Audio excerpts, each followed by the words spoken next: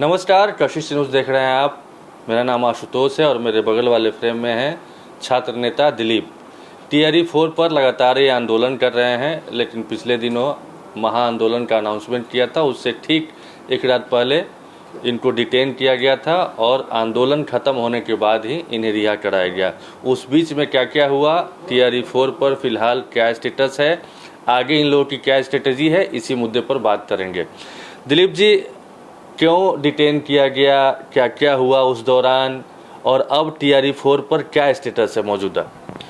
देखिए, 4 अक्टूबर को पटना में आंदोलन था टीआरई 4 की वैकेंसी को लेकर, और उससे पहले 3 अक्टूबर की रात को 8 बजे के करीब हमें, गृह जिला मेरा दरभंगा है, तो दरभंगा के लहरियासराय थे, हमें पटना के पीरबहोर थाना के द्वारा अरेस्ट किया गया। वहाँ से लहरियासराय थाना ले जाया गया। वहाँ एसटीएफ की टीम, स्पेशल ब्रांच की टीम ने पूछताछ किया। फिर वहाँ से हमें गाड़ी में बैठा के पहले कहा गया कि आपके थाना में ले जा रहे हैं, जो गिरी थाना आपका है फेकला वहाँ, लेकिन वहाँ से फिर कहा गया मुजफ्फरपुर ले जा रहे हैं, फिर वहाँ से कहा गया पटना ले जा रहे हैं, फिर कहा गया गांधी मैदान थाना ले जा रहे हैं, फिर कहा गया पीरबहोर थाना ले जा रहे हैं, और घुमाते घुमाते फिर ले गए हाथीदह थाना, मतलब पटना का एकदम सुदूर लास्ट थाना में ले जाया गया, हाथीदह थाना, और वहाँ रखा गया। और कल आंदोलन समाप्ति के बाद 5 बजे के करीब, 5-6 के बीच में हमें वहाँ से छोड़ा गया था। फिर उसके बाद मैं घर चला गया था और वहाँ से मैं आज फिर पटना आया हूँ। और 3 अक्टूबर की रात को ही, जिस समय हमें अरेस्ट किया, उसी समय पटना में हमारे 5 साथियों को भी अरेस्ट किया गया और गाड़ी भी जब्त कर लिया गया, जो टोटो ठेला गाड़ी था प्रचार के लिए, बैनर, पोस्टर, तिरंगा झंडा सब जब्त कर लिया। यहाँ तक कि ड्राइवर को भी मतलब रखा गया थाना में 18 घंटा। बेचारा वो मजदूरी करता, रोज़ कमाता खाता है, वैसा व्यक्ति था, उसको भी रखा गया और भूखे प्यासे रखा गया अभ्यर्थी को। मुझे तो खाना खिलाया गया, मेरे साथ कोई दुर्व्यवहार नहीं किया गया, लेकिन जो स्टूडेंट थे, जो हमारे साथी थे, उन लोगों को हवाई अड्डा थाना में रखा गया, कुछ को राजीव नगर थाना में रखा गया और वहाँ उन लोग को खाना तक नहीं दिया गया। ये कितना मतलब अमानवीय व्यवहार है, और डराया धमकाया गया। और सरकार ऐसा इसलिए कर रही थी ताकि आंदोलन नहीं हो, और सीआरपीएफ भर दिया गया। देखिए, पूरा पुलिस फोर्स पटना कॉलेज और उसके आसपास। तो सरकार को या किसी को ये लगता है कि आप पुलिस फोर्स भरने से या दिलीप कुमार को पहले डिटेन कर लेने से, हाउस अरेस्ट कर लेने से आप आंदोलन को ख़त्म कर दीजिएगा, तो ये आपकी भूल है। क्योंकि ये आंदोलन हर अभ्यर्थी, हर युवा के दिल में जिंदा है।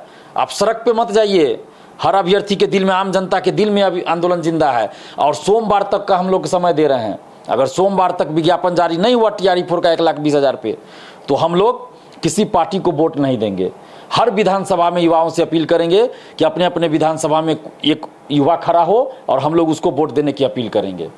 क्योंकि जब कोई पार्टी, कोई नेता हमारे साथ है ही नहीं, सत्ता पक्ष हो या विपक्ष, तो हम लोग किसको वोट देंगे? देखिए, सत्ता पक्ष ने तो ये किया कि हम लोगों पे कार्रवाई किया। हम लोग किताबों में पढ़ते थे आज़ादी की लड़ाई में कि कैसे आंदोलन से पहले नेताओं को गिरफ्तार किया जाता था, आपातकाल जब लगा तो कैसे नेताओं को गिरफ्तार किया गया। और यही नीतीश कुमार जी उस आपातकाल के खिलाफ लड़ाई में लड़कर उभरे थे नेता छात्र आंदोलन से। और यही नीतीश कुमार जी के सरकार में आज अघोषित आपातकाल बिहार में चल रहा है कि आंदोलन से पहले हमें गिरफ्तार किया गया, हमारे साथियों को गिरफ्तार किया गया। अरे हमसे क्या डर था भाई? हमारे आंदोलन में कभी कोई हिंसा नहीं होती है। कोई बता दे कहीं कोई हिंसा नहीं। 20-20 हज़ार, 25-25 हज़ार, 40 हज़ार भीड़ रही है, लेकिन कभी कोई हिंसा नहीं हुआ है। एक पब्लिक को कोई दिक्कत नहीं हुआ आज तक। और हमारे ऊपर इस तरह से किया गया, हमारे साथियों के ऊपर। और विपक्ष के नेता भी, विपक्षी पार्टियां भी एक शब्द तक नहीं बोली है। कहीं कोई फेसबुक, ट्विटर, कहीं कुछ नहीं, ना कोई मीडिया में। तो क्या हम समझे, जब कोई नेता, कोई पार्टी हमारे साथ नहीं है तो हम किसी को वोट क्यों देंगे? तो इसलिए हम बिहार के युवाओं से भी अपील करेंगे कि आप सभी अपने अपने क्षेत्र को देखिए। आप शिक्षक नहीं बन पाए, दरोगा नहीं बन पाए, सिपाही नहीं बन पाए, लाइब्रेरियन नहीं बन पाए, लेकिन विधायक बनिए। हम यही चाहेंगे कि युवा के बीच से हर विधानसभा में खड़ा हो और हम लोग उनके लिए प्रचार करेंगे और सदन में जाए। सड़क से सदन तक लड़ाई लड़नी पड़ेगी। अब मतलब बतौर निर्दलीय ताल ठोकने की बात कर रहे हैं जो भी छात्र इस आंदोलन में कूदे हैं। आप अपने बारे में बताइए कि छात्र तो चुनाव लड़ने की आप बात कर ही रहे हैं, आपने भी किसी विधानसभा क्षेत्र से मन बनाया है कि यहाँ से हम ताल ठोकेंगे?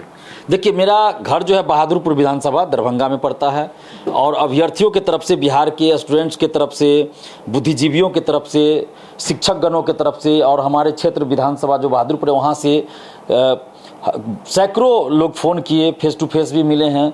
तो वो लोग भी बोल रहे हैं कि आप चुनाव लड़िए बहादुरपुर से, चूँकि इसलिए क्योंकि वो मेरा अपना विधानसभा, मैंने गिरिडीह मेरा घर वहीं पे है।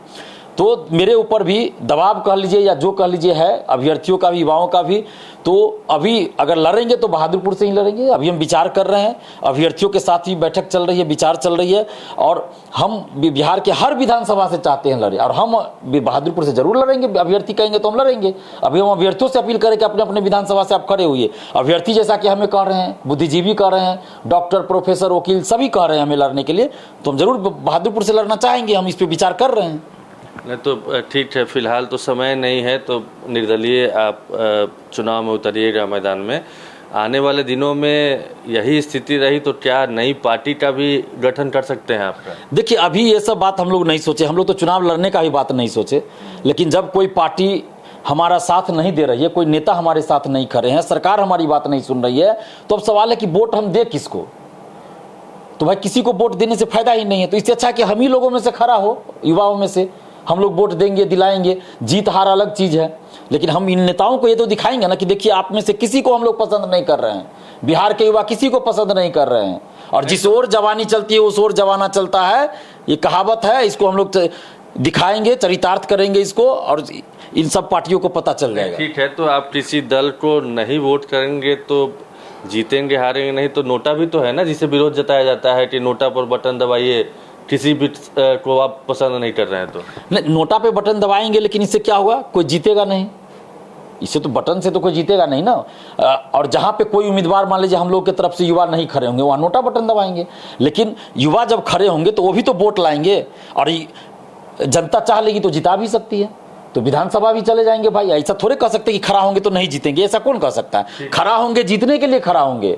हम लोग वोट काटने के लिए नहीं, बल्कि जीतने के लिए खड़ा होंगे। कि सड़क से जो लड़ाई हम लोग सड़क पे लड़ रहे हैं, तो सड़क के साथ साथ सदन में भी लड़ाई लड़नी है, इसके लिए हम लोग खड़ा होंगे। अच्छा ठीक है, फिलहाल क्या स्थिति है? जो वार्ता हुई थी, बीच में भी वार्ता हुई थी, क्या आपको लगता है कि उससे विभाग या सरकार के जो प्रतिनिधि हैं वो मुकर रहे हैं? चूँकि कई बार, एक बार नहीं, लास्ट टाइम आपने 4 तारीख को जरूर समय दिया था, लेकिन उससे पहले भी कई दफ़ा आपने पटना की सड़कों पर उतर करके आंदोलन किया, प्रदर्शन किया है, और कई राउंड की बातचीत भी हुई है। उसमें क्या निकला है, और अब इतना निराश और हताश क्यों हो गए हैं? एक बात तो मानना पड़ेगा कि चुनाव भी है और चुनाव आयोग की टीम भी यहाँ पे, तो थोड़ा प्रैक्टिकल लगता है कि इस बीच में आनन फानन में चूंकि रोस्टर भी नहीं आया है, तो कैसे अनाउंसमेंट हो जाए? देखिए, तो रोस्टर नहीं आया तो ये गलती अभ्यर्थियों की तो नहीं है। TRE-3 में रोस्टर तो नहीं आया था, वैकेंसी आ गई थी। TRE-3 का रोस्टर नहीं आया था, सीट की संख्या का पता नहीं था, और वैकेंसी आ गई थी, क्योंकि आचार संहिता वहाँ भी लोकसभा चुनाव का लगना था, तो उससे पहले आ गया था। तो जब सरकार की मर्जी हो तो जैसे मन हो वैसे कर दे, और जब अभ्यर्थी मांग कर रहे तो नहीं। और ये 1,20,000 सीट किसने कहा? बिहार के उप मुख्यमंत्री दोनों ने, शिक्षा मंत्री जी ने, मंत्रियों ने, अधिकारियों ने कहा 1,20,000 पे हम TRE-4 का विज्ञापन देंगे मई में। शिक्षा मंत्री ने कहा 10 अगस्त को हम परीक्षा करा लेंगे, फिर कहा कि अगस्त लास्ट में वैकेंसी देंगे, फिर कहा शिक्षा मंत्री जी ने कि सितंबर प्रथम सप्ताह में देंगे, हफ्ता 10 दिन में दे रहे हैं। और जब उस दिन वार्ता हुई शिक्षा विभाग के अधिकारी से, तो उन्होंने कहा कि 5 दिन में रोस्टर बन के आ जाएगा, युद्ध स्तर पे काम चल रहा है, और जितना आप लोग मांग रहे हैं उससे ज़्यादा वैकेंसी हम देंगे, सीट देंगे, और सितंबर में हर हाल में विज्ञापन आ जाएगा, अक्टूबर नहीं जाएगा। और देखिए अभी तक नहीं आया। तो भाई आप लोग झूठ, आप लोग बोल रहे हैं, आप लोग पे कार्रवाई होनी चाहिए। जो मंत्री, जो अधिकारी झूठ बोले, उन पे कार्रवाई होनी चाहिए, लेकिन कार्रवाई किस पे हो रही है? दिलीप कुमार पे।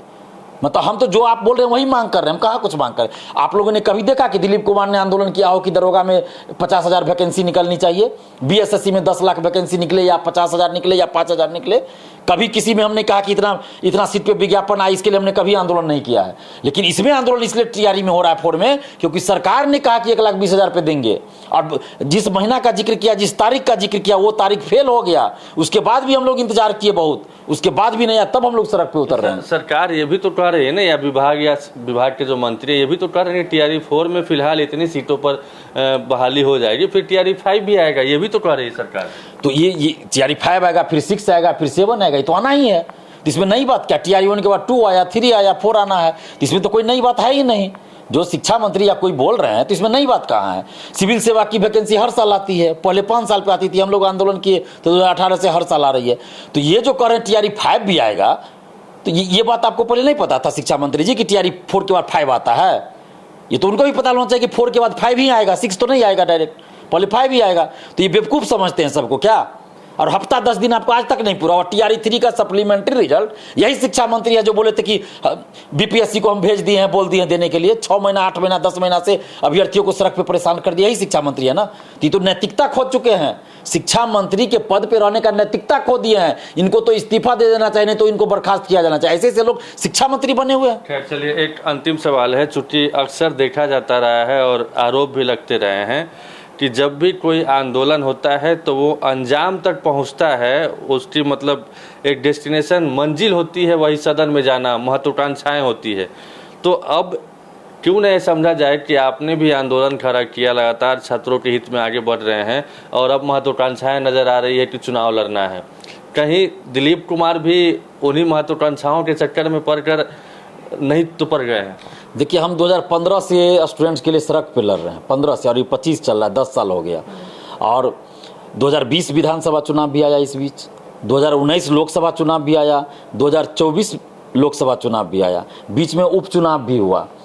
तो इस सब चुनाव में तो हम कभी नहीं लड़े। कई पार्टियों का भी ऑफर पहले हमारे पास 2020 में 21-22 में खूब आता था, हमने किसी पार्टी का ऑफर स्वीकार नहीं किया।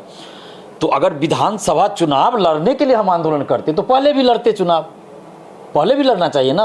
और अभी तो मजबूरी में हम लोग को अब लड़ना पड़ रहा है। सदन में कौन नेता है? एक भी विधायक का नाम बोलिए, हम चैलेंज कर रहे हैं। एक भी विधायक का नाम कोई बता दे, MLC का नाम बता दे जो छात्रों के मुद्दे पे सदन में बोलते हो निष्पक्ष रूप से, ईमानदारी से। मैं ये नहीं कह रहा हूँ कि विपक्ष में रहेंगे तो कुछ बोल देंगे, सरकार में आएंगे तो चुप्पी साध लेंगे। डोमिसाइल पे जो नेता आज 1-2 बार बोल भी रहे हैं, जब सरकार में थे तो डोमिसाइल हटा था, तो वो निष्पक्षता नहीं हुई। तो अगर कोई भी विधायक ऐसा होते तो हम लोग उनको सपोर्ट करते, लेकिन कोई विधायक, कोई MLC, स्नातक का वोट लेंगे युवा का, MLC बनेंगे और स्नातक पास अभ्यर्थियों की लड़ाई में साथ नहीं देंगे, लाठी खाएंगे, जेल जाएंगे, लेकिन वो चुप रहेंगे। तो क्यों हम लोग ऐसे लोग को वोट देंगे? लेकिन इतनी खराब स्थिति आपके मुताबिक है, छात्रों के लिए या शिक्षकों के लिए कोई बात नहीं करता है, बावजूद उसके इससे भी आप इनकार नहीं कर सकते हैं कि हाल के दिनों में ही आप एग्जाम्पल देखें तो बहुत सारी नौकरियां दी गई है, बहुत सारी बहालियां हुई है और आने वाले दिनों में भी कमिटमेंट किया गया है। तो ये भी तो हो रहा है ना पैरेलल। देखिए, मैं कई बार कह चुका हूं कि देश भर में सबसे ज्यादा सरकारी नौकरी बिहार में मिल रही है। इसके लिए हम नीतीश जी को धन्यवाद दे रहे हैं, बिहार सरकार को धन्यवाद दे रहे हैं, जो जहां अच्छा काम हो वहां धन्यवाद दे रहे हैं। लेकिन इसके लिए क्या कोई विधायक लड़े हैं, कोई MLC लड़े? हम लोग सड़क पे आंदोलन कर रहे हैं, 10 साल से लाठी खा रहे हैं। BPSC की परीक्षा सिविल सेवा का 5 साल पे होता था पहले, 2018 में हर साल होने लगा। 2018 में 2 बार परीक्षा हुई, जुलाई में और दिसंबर में। 2016 से उसके लिए हम लोग आंदोलन कर रहे थे, तब जाके हर साल अब वैकेंसी आई। तो आंदोलन हम लोग कर रहे हैं और सदन में कोई और जा रहा है। मतलब लाठी खाई हम लोग, अभ्यर्थी के लिए लाठी खाए हम लोग, जेल जाए हम लोग, मांग पूरा करवाए हम लोग, वैकेंसी निकलवाए हम लोग, रिजल्ट निकलवाए हम लोग, पेपर लीक उजागर करे दिलीप कुमार, पेपर लीक में शामिल माफियाओं को जेल भेजवाए दिलीप कुमार।